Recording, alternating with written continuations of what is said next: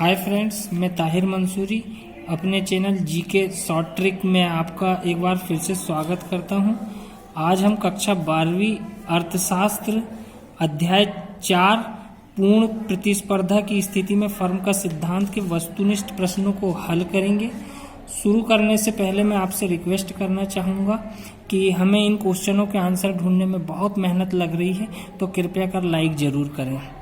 तो शुरू करते हैं। प्रश्न नंबर 1, बाजार में व्यक्तिगत फर्म की पूर्ति अनुसूची कहलाती है। व्यक्तिगत पूर्ति सूची ऑप्शन पहला सही है इसका। प्रश्न नंबर 2, पूर्ति के नियम के अनुसार किसी वस्तु की पूर्ति की मात्रा और उसकी कीमत के बीच संबंध होता है, तो इसका आंसर धनात्मक होगा। प्रश्न क्रमांक 3, पूर्ति में विस्तार की दशा में चलन होता है। एक विकल्प सही है, एक ही पूर्ति वक्र पर नीचे से ऊपर की ओर। प्रश्न क्रमांक 4 जो है, पूर्ति में संकुचन की दशा में पूर्ति वक्र में दाईं ओर खिसक जाता है। इसका प्रथम विकल्प सही है। प्रश्न क्रमांक 5, पूर्ति वक्र में परिवर्तन होता है। इसका आंसर आप हमें कमेंट्स करके जरूर बताएं। प्रश्न क्रमांक 6, प्रौद्योगिकी सुधार के कारण पूर्ति में वृद्धि होती है। ये तकनीकी सुधार के कारण है। प्रश्न क्रमांक 7, सरकारी सहायता एक उत्पादन के लिए वस्तु के उत्पादन में वृद्धि करती है। ये का मतलब करती है।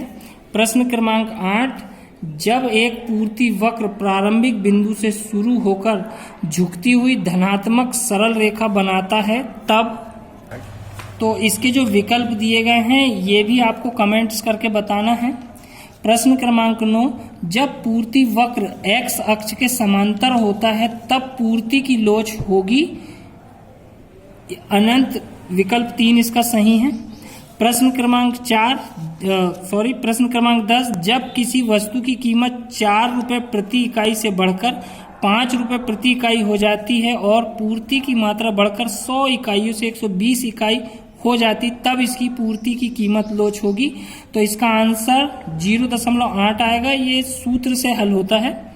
अब आते हैं अगले प्रश्न में। प्रश्न क्रमांक 11, पूर्ति एक गुणात्मक अवधारणा होती है। अगला प्रश्न कर की मात्रा में वृद्धि होने पर पूर्ति घटती है। अगला प्रश्न, सामान्य वस्तुओं के लिए पूर्ति वक्र ऊपरी ढाल वाला होता है।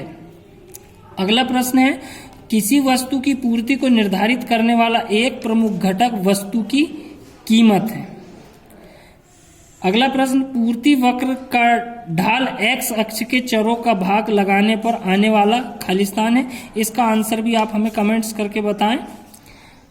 अगला प्रश्न है, अल्पकाल में फर्म का पूर्ति वक्र किस प्रकार का होता है, तो कम लोचदार होता है। प्रश्न क्रमांक 17 में देखेंगे कि फर्म के पूर्ति वक्र को तकनीकी उन्नति किस प्रकार प्रभावित करती है, तो इसका आंसर होगा पूर्ति में निरंतर वृद्धि होती है। अगला प्रश्न, सरकार द्वारा मुख्य रूप से किस प्रकार के उत्पादन के लिए कीमत का आधार निर्धारित करती है, तो इसे भी हमें आप कमेंट्स करके बताएंगे। प्रश्न क्रमांक 19, एक फर्म द्वारा की जाने वाली पूर्ति को क्या कहते हैं, तो ये व्यक्तिगत पूर्ति कहलाती है। अगला प्रश्न जो है, जिन घटकों के कारण किसी वस्तु की पूर्ति में परिवर्तन हो जाता है उन्हें क्या कहा जाता है, तो पूर्ति को प्रभावित करने वाले घटक के नाम से जाना जाता है। अब अगला प्रश्न क्रमांक 21 है, जो सही जोड़ी दी गई है, बिल्कुल सही है। आप इसको देखकर और सही जोड़ी बना लें।